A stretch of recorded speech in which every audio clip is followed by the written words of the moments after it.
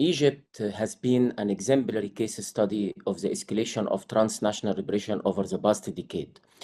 Recently, it has been featured in the European Parliament Global Report on this phenomenon. But why has transnational repression intensified in Egypt? The answer lies in the complete closure of public space at home. Independent media, civil society organizations, political parties, and peaceful dissent have been systematically dismantled.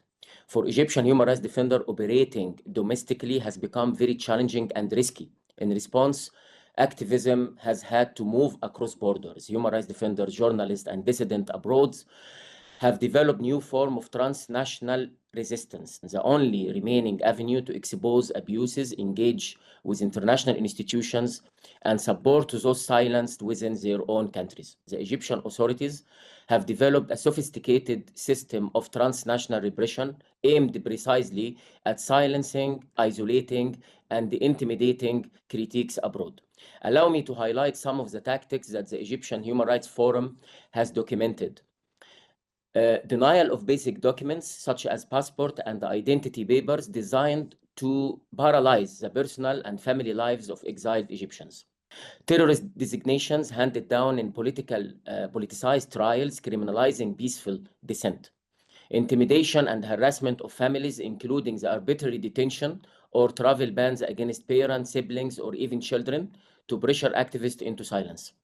Digital and physical surveillance extending the sense of fear and control across borders. Stigmatization and incitement to hatred and violence against activists, as seen in the campaigns targeting organizations recently, like the Sinai Foundation of Human Rights, and individuals such as the prominent human rights defender Bahauddin Hassan, who received death threat several times. Harsh penalties in absentia, including life sentences or politically motivated cases pursued without due process or even notification. Security cooperation to enable extradition requests, as we saw in the case of Abdulrahman Yusuf al-Qaradawi, and other cases as well, documented in Kuwait, Morocco, and Turkey.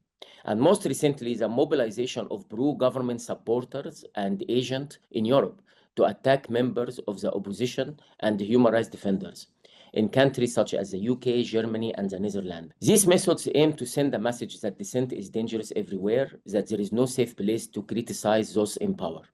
We cannot treat these cases as isolated incidents. This is now a global phenomenon. Many states are exporting repression across borders. What we are seeing is not only an attack on individual defenders, but also an assault on the sovereignty of foreign state, on the rule of law, and on the integrity of the international protection system. There has been progress in reporting and documenting these abuses. Yet the international response remains slow, fragmented, and inconsistent. The courage of human rights defenders has not been matched by an equally determined political will. That's why we need a stronger coordinated international response. In particular, a Human Rights Council resolution is both timely and necessary. Such a resolution would recognize transnational repression as a serious and growing global threat, affirm the right of human rights defenders to carry out their work in safety wherever they are, and send a clear signal to states that cross-border repression will not be tolerated. Thank you.